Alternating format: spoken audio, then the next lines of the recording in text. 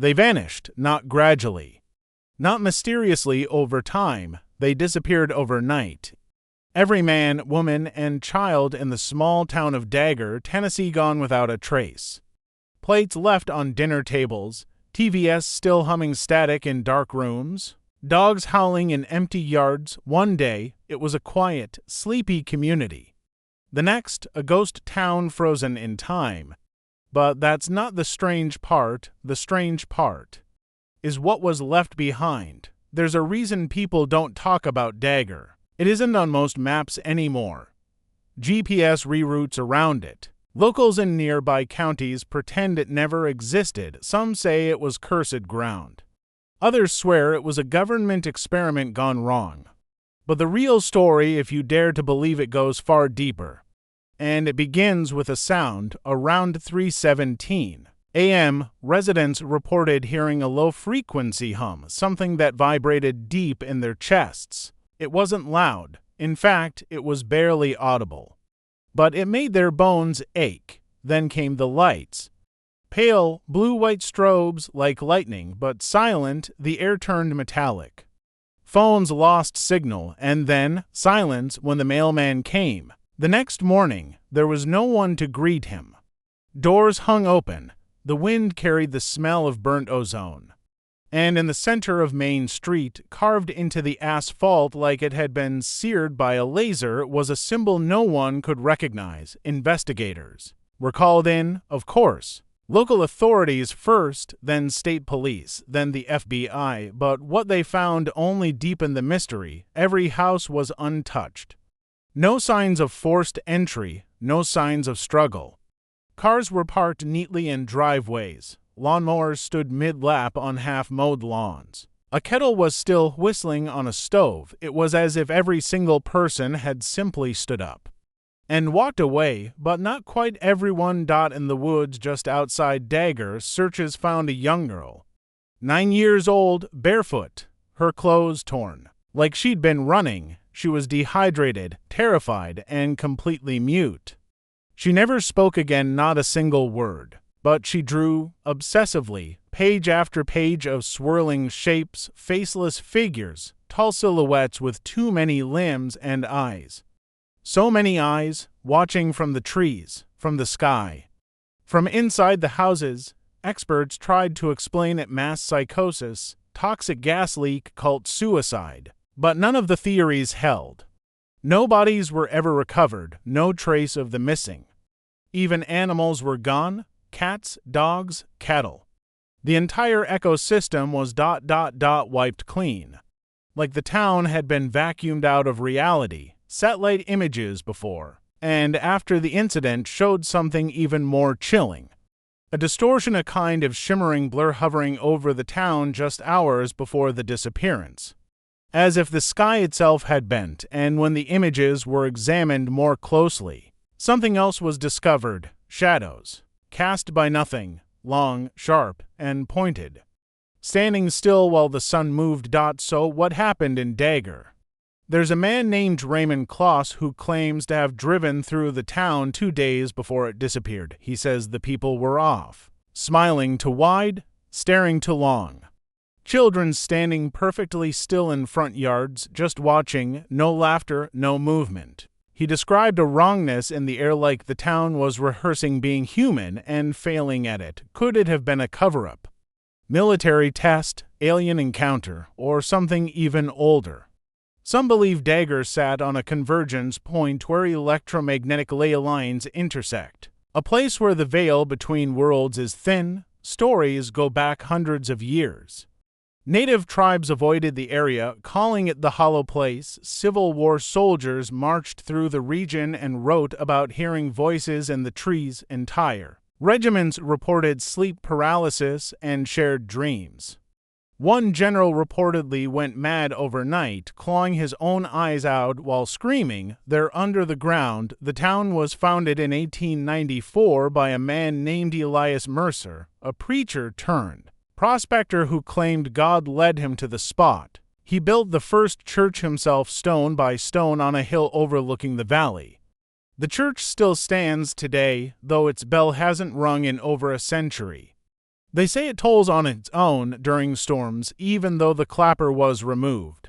Decades ago, Mercer was known for his sermons about the other flock. He preached not just to the people, but to those who listened beneath the floorboards. His diaries, found years later in the church cellar, contain entries that defy logic, descriptions of eyes and mirrors that blinked, of voices speaking in reverse, of townsfolk waking with symbols carved into their skin. He wrote of an approaching thinning when the boundaries between this world and the next would snap like string, and that when it happened, the town will be taken back. Taken by who or what? Fast forward to 1978, a group of urban explorers long before the term became mainstream decided to investigate Dagger. The disappearance was almost 40 years past, and the town had faded from memory. They brought cameras, food, gear. 3 people entered. Only one returned. His name was Kyle Hendricks, a film student. He never spoke publicly about what he saw, but fragments of his footage leaked years later, blurry, distorted, flickering frames. But there's one shot clearer than the rest. A hallway inside one of the homes, wallpaper peeling, dust floating in the flashlight beam, and then a figure. At the end of the hall, unmoving, tall, no eyes. Just smooth, gray skin where a face should be. Kyle was found 3 days later wandering a highway. Clothes torn. Blood on his hands, but not his own. He never filmed again. He lived in a psychiatric hospital until his death in 1991. His final words, "Don't go below. It's not sleep. It's waiting." That line haunted me for years because in 2015 I went to Dagger. I didn't mean to. It was an accident, a wrong turn during a road trip through Tennessee. I was following my GPS through back roads, trying to avoid traffic. And then the signal died, the road narrowed, trees thickened. And suddenly I was in it, the town, quiet, still to still. Like even time didn't want to be there. I got out. Just for a moment. The houses were exactly like the photos, frozen, abandoned, but not decayed, as if they'd been evacuated only yesterday. I walked down the main street, my footsteps felt too loud, and then I heard it a whisper, not from behind me, from inside me. Like a thought that wasn't mine, it said only one word, run, and I did, but not before I looked back, and saw a shape, reflected in every window at once. It wasn't just one shape, it was many, layered on top of each other, like a shadow made of shadows. I saw the suggestion of limbs too many to count and something that looked like a face but wasn't, a mockery of one. Wide and smooth with no mouth, just deep hollows where eyes should be. And even though it was just a reflection, I felt it watching me. I didn't look back again. I drove until the road disappeared behind me like a dream, and when I checked my GPS, Dagger wasn't there. I don't mean it didn't appear, I mean the map rearranged itself, as if the town had never existed at all. And maybe it hadn't. The nightmares started a week later, always the same. I'm back in the town. The air is heavy, like water. The buildings lean toward me, and underneath my feet, I hear a heartbeat, slow, deep, like something enormous is sleeping below the ground, waiting, and always, just before I wake, I see the girl, the one who was found in the woods. Her eyes are black as coal. She points behind me and whispers, "It's not gone, it's spreading. You might think this is just a story, urban legend, campfire tale wrapped in some spooky narration. But here's the part you can't ignore. Every year, on the anniversary of the Dagger disappearance, strange things happen in the surrounding counties. Reports of missing time. Radios picking up unknown languages, dead animals arranged in circles, and symbols carved into tree trunks, highway signs, even barn doors identical to the one burned into Dagger Street, and the girl. She's gone. In 2019, she vanished from the psychiatric facility where she lived for over 3 decades. No sign of forced entry, no camera footage. Just an open window and one final drawing left behind. This time it was a map, a crude one, but unmistakable. More towns, more symbols. Dagger wasn't the first, and it won't be the last. Let's rewind a bit. In 1903, a mining town in Colorado called Rockvale experienced something eerily similar. A sudden, unexplained exodus. Entire families gone without a trace. Locals blamed a methane pocket explosion in the mines, but that didn't explain the abandoned baby cribs still warm from sleep, or the journal found in the schoolhouse with the final page reading, "They've learned to wear our faces." The handwriting stopped mid-sentence. Jumped to 1936. A village in West Virginia named Bellwood suffered a light storm, no thunder. No rain, just blinding pulses of light over 2 nights. The third day, silence, not just human silence, no. Birds, no bugs, no wind. The town had simply stopped. Locals who ventured in found food on stovetops, dogs locked in basements barking madly, and in the center of town, a well. The water was black and viscous, and it moved, even when still. Bellwood was fenced off by the government. Official cause: mercury poisoning, but mercury doesn't explain the humming noise still picked up by geologists on seismic equipment to this day. Patterns begin to emerge if you look closely enough. The towns all sit on intersecting fault lines, not geological ones, but magnetic anomalies. Compass needles spin. Gravity feels thinner, clocks tick too fast. And the people, before they disappear, all show signs of something else. A shift in behavior. They become ... rehearsed, repetitive, like actors stuck in a loop. Repeating lines, standing still too long, staring at walls, talking to things that aren't there, and always, they begin to draw the same thing, a door, not a regular one, tall, narrow, with no handle. No hinges, just a black outline, like an invitation, but an invitation to what? Some think it's a portal, a threshold between dimensions. Others believe it's not a door at all, but a seal, a prison. And the rituals, the behavior, the drawings, they're not random. They're warnings, or worse, attempts to open it. Here's where it gets stranger. In 2021, a researcher named Dr. Lena Morell published a paper later scrubbed from academic databases suggesting a link between these towns and a psychological phenomenon called inverted dreaming, a state where the dreamer becomes aware of being dreamed by something else. Subjects reported being watched while asleep, not in the dream but through it, as though something was using their unconscious minds to reach into this world, she referenced. Dagger extensively claimed that whatever happened there was a psychic rupture, not a physical one. A mass dream breach, and she believed the girl found in the woods wasn't a survivor but a vessel, a leftover echo of whatever entity crossed over. Her final lecture was cut short by a power outage. She disappeared 2 days later. Her notes contained one repeated phrase: "The town is the dreamer, and it has not yet awakened." What does that mean? Maybe the town is alive, not metaphorically, literally, a sentient construct, feeding on thought, memory, attention. And every time someone remembers it, speaks its name, maps it, tells its story like you're doing now by listening, it gains strength, becomes realer. That's why it was scrubbed from maps. Not to hide the danger but to starve it, but now it's remembered again, and that door. I've seen it, not in Dagger, not in a dream, but here. On the wall of an abandoned hospital I passed during a road trip, drawn in black paint. Exactly like the drawings, I didn't stop because I could feel it listening, not watching, listening. That's what people misunderstand. It's not eyes in the dark you should fear. It's ears. It's silence that listens back. That door, that symbol, that hum, they don't just signify danger. They are requests, invitations, lures. Ask yourself, how does something not from our world enter ours? It doesn't kick down the front door. It gets remembered, spoken about, shared. It enters through the mind.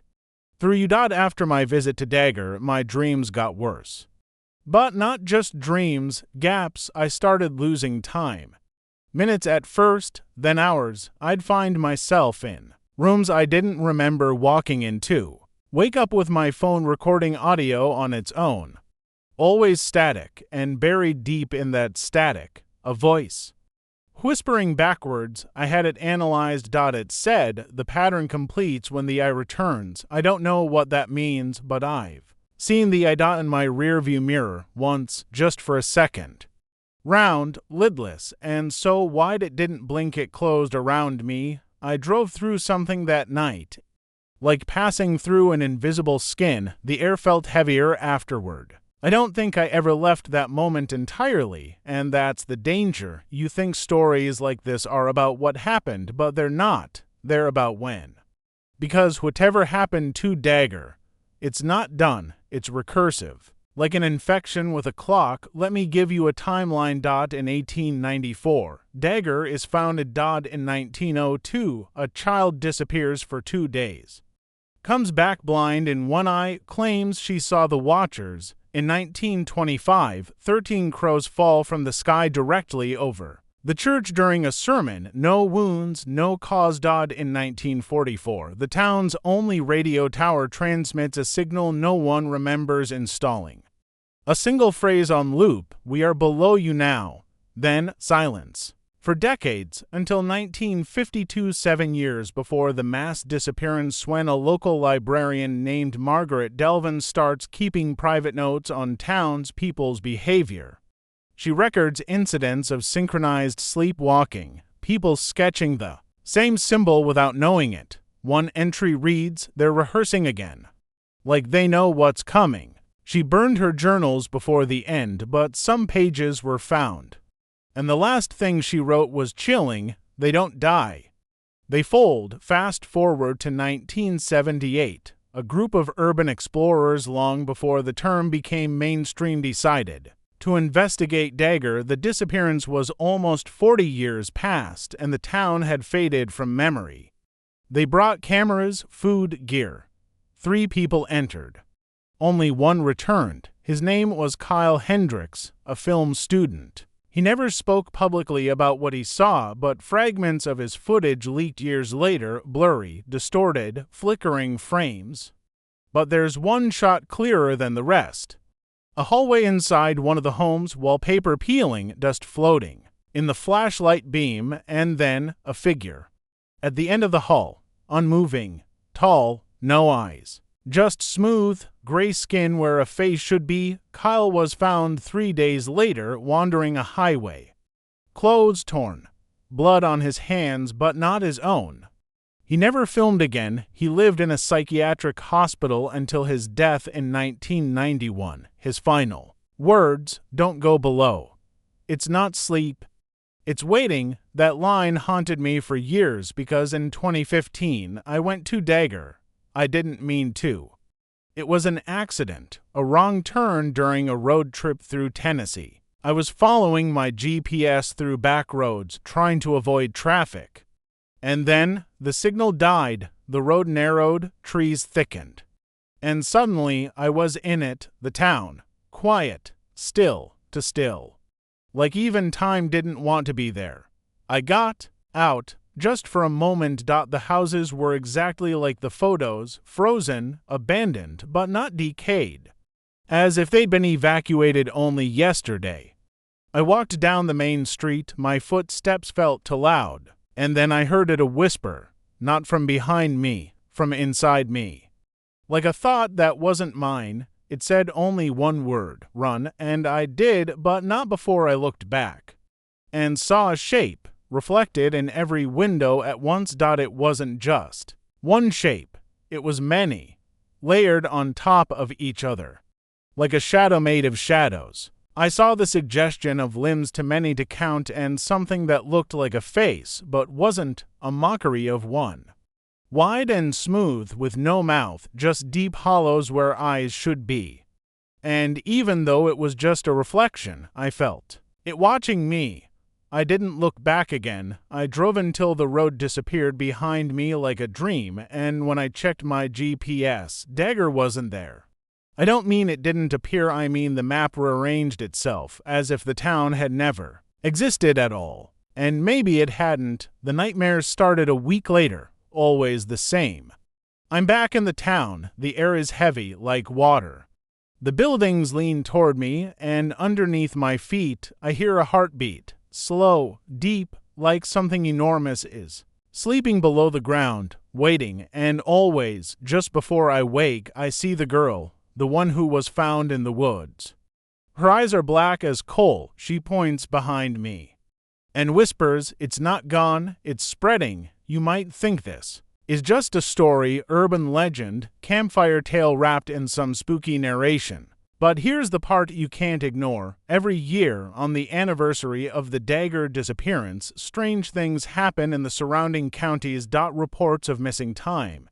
Radios picking up unknown languages, dead animals arranged in circles, and symbols carved into tree trunks, highway signs, even barn doors identical to the one burned into Dagger Street, and the girl. She's gone. In 2019, she vanished from the psychiatric facility where she'd lived for over 3 decades, no sign of forced entry, no camera footage. Just an open window and one final drawing left behind. This time it was a map, a crude one, but unmistakable. More towns, more symbols. Dagger wasn't the first, and it won't be the last. Let's rewind a bit. Fold, that word appears again much later in a declassified military report about electromagnetic field experiments. Folded time, folded perception, folded space, all theoretical, but all present in the anomaly maps that overlap exactly with where Dagger used to be. You start to get the picture. This wasn't an accident. The town was a site. Not chosen randomly, but prepared. Maybe by humans, maybe by something else. The church was the anchor, the door, the trigger, and the people. They were fuel. I know that sounds insane, but what else explains the calmness, the absence of struggle, the strange smiles, the looped behaviors? It's as if they wanted to go, or worse, they didn't have a choice. There's a term in theoretical neuroscience, neural surrender, a state where a mind is overloaded with stimulus, dreams, thoughts, messages, and shuts down its own filters. The ego collapses and something else takes over. What if an entire town experienced that at once? What if the hum, the light, the dreams weren't the cause but the preparation? A long, slow invasion not of the body but of the will. Here's something you haven't heard. In 2023, a government contractor leaked a fragment of a field audio log. It was time-stamped one day after the disappearance. In it, you can hear what sounds like 2 agents moving through a house in Dagger. Wind creaks, dust, then one of them says, "It's warm in here." Pause, but the windows are open, and then a child's voice, clear as day, says, "Do you want to see the others?" Followed by silence, and then one word, spoken by something else, not a child, something deeper. It says, "Fold." That recording was buried, erased, the leak discredited. But if you search deep enough in old forums and archive dumps, you can still find the waveform. I've heard it. And after you hear it, the silence doesn't sound the same anymore. It feels thicker, like it's holding its breath, and so we return to the girl, the survivor. Or maybe the messenger. She drew hundreds of those doors over the years, but only one had something new, an open slit in the center, a crack, and behind it something looking out. You could only see part of it. A curve, a pupil, an impression, but the eyes that see it remember it, in their dreams, in their mirrors, in their walls. I visited the church once more, just outside Dagger. I shouldn't have, but I needed answers. The front door was warped but open. Dust hung like fog, and the altar was wrong. It wasn't an altar at all. It was a seal, a lid. Stone, carved with symbols, the same one from the street. And it was humming. I don't remember leaving, only waking up in my car 20 miles away, my phone dead and my watch spinning backwards, but I brought something with me, a mark. Not a wound, not a tattoo, a small, perfect circle on the inside of my wrist. And when I press it, it vibrates, only slightly, like a purr or a call. I haven't shown anyone. Because I'm afraid of what it means, I'm afraid I didn't escape, I'm afraid I folded, and now I'm a piece of it, speaking to you. That's the real terror of Dagger, not that the people vanished, but that they might still be here, in pieces. Folded, yes, but not gone, rewritten into the patterns of things. In the frequencies of radios that won't tune. In flickers of light you dismiss as faulty wiring. In the unplaceable dread that makes you close a door, turn on a light, or check behind you without knowing why. Maybe that's why no bodies were ever found. Not because they were taken, but because they were used, turned into signal, language, meaning. A living message wrapped in human memory, and the more we share it, the louder it gets. Think about that the next time you dream of someone standing at the foot of your bed. Not saying anything, just waiting. We've talked about Dagger like it's the story, but what if it's only one line in something far larger? A phrase in a sentence stretching across time and space. You've heard other stories, haven't you? Towns that burned down with no explanation. Ships that returned with no crew. People who vanish from locked rooms.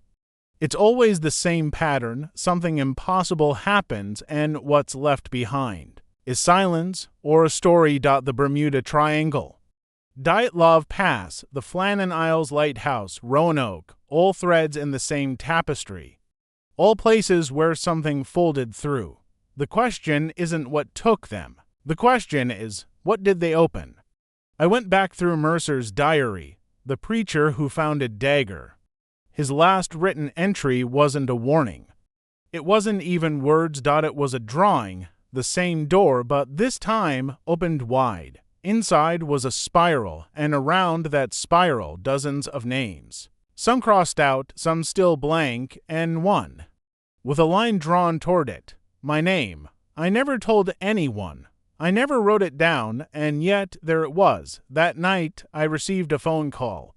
No number, just a blank screen. When I answered, I heard only breathing, wet, slow, rhythmic, like something sleeping in a flooded cave. Then the line clicked. And I heard my voice, not a recording. My voice. It said, "We are here now." I've moved 7 times since then, switched phones, changed routines. But it doesn't matter. The dreams follow. The hum returns, and the door, it keeps getting closer. Sometimes I see it on buildings in graffiti that wasn't there the day before, sometimes in condensation on a window. Once, in the arrangement of cracks on a ceiling above my bed. It's looking for something. I think it wants to be remembered, not for vanity, but because attention is energy. Thought is fuel. Every time you recall the town, it sharpens like a knife. Like an antenna rising from the dirt, waiting to connect. So why am I telling you this? Because I've already told you. Too much. And not enough, because the only way to slow it down is to share it. Dilute the attention, spread the weight. Stories are rituals. And rituals bind things. So this story isn't just a tale, it's a circle of salt, a line in the sand, and if enough of us know it, say it, hold it in our minds without giving in. Maybe that door won't open. Not all the way. Not yet, but I need to be honest. You've seen the signs already, haven't you? That feeling you're being watched when you're alone. That déjà vu that isn't tied to any memory. The way your dreams feel scripted, looped, the whisper you hear just as you're waking up. You've already been marked, and no, you won't remember it fully. Not now, but you will, one night, when the lights flicker.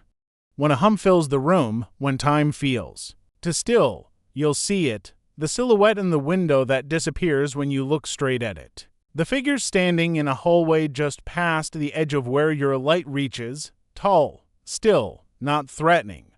Not yet. Just waiting, because that's how it begins. Not with a bang, not with a scream, but with a door you don't remember opening. And the sound of your own voice whispering from inside. And if you're wondering what to do then, don't run, don't speak, and whatever you do, don't look it in the eyes, because the moment you do it will know you're awake. And that's when the folding starts. But what does it mean to fold? That word keeps returning. whispered, written, dreamed, but never fully explained. Is it death, possession, transformation? The truth is, folding isn't about destruction. It's about compression, something vast, squeezed into something small, an ocean pushed into a glass. A scream folded into silence, a town collapsed into a single idea, and then buried inside you. Maybe that's what Dagger was, a folding point. A place where two dimensions touched, briefly, violently, like tectonic plates grinding together. And everything caught in between was rewritten. That's why there were no screams, no panic, only stillness, because in the moment of folding, time unravels, choice disappears. And consciousness becomes shared, and now it's leaking out, not in waves, but in signals, symbols, stories. That's the pattern. It always starts with one story. One person who remembers even when they shouldn't, one voice, like mine, trying to explain the impossible. And then that voice reaches others, then you.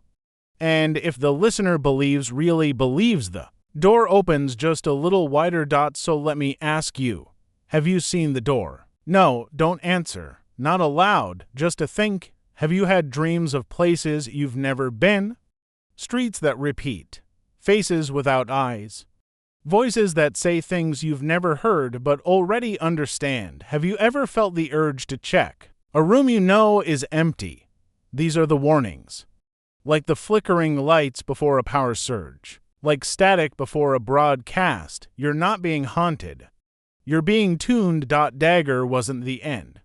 It was the calibration. The next location is unknown, but not random. It chooses places that are already thin, already cracked, places no one watches, small towns with dying populations, hospitals with empty wings, warehouses left to rot, places that have already been forgotten, so no one notices when something else moves in, and you'll recognize it not by what you see, but by what you feel. An itch in your memory, a name you don't remember learning, a street you pass 3 times and swear you haven't, a room that looks different every time you return. The fold is subtle, patient. It doesn't need to kill you. It just needs you to agree. To open the door. To let it inside. Maybe that's the scariest part. Not that there's something out there trying to get in, but that part of you wants to let it in. Because it promises understanding, wholeness, a way to never be alone again. What it offers isn't horror, it's completion, surrender. And maybe that's what the people of Dagger chose. Maybe they weren't taken. Maybe they knelt, the girl in the woods.